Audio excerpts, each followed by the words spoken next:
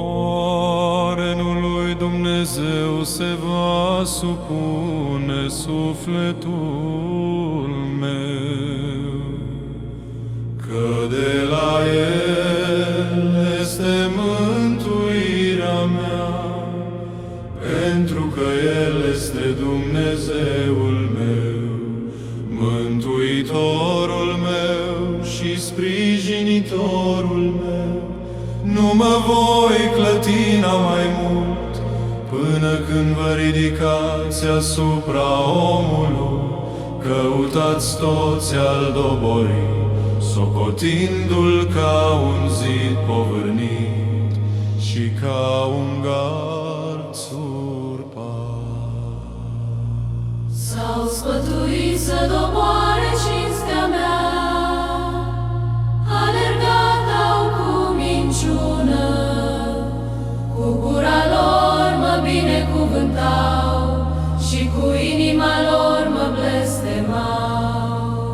Dar lui Dumnezeu supune-te, suflete al meu, că de la El vine răbdarea mea.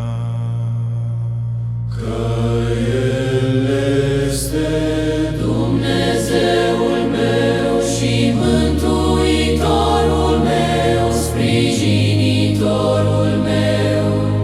Nu mă voi strămuta. În Dumnezeu este mântuirea mea și slava mea.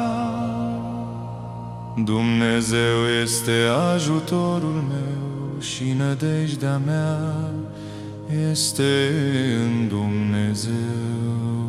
Nădăjduiți în El toată adunarea poporului, revărsați înaintea Lui inimile voastre, că El este ajutorul nostru.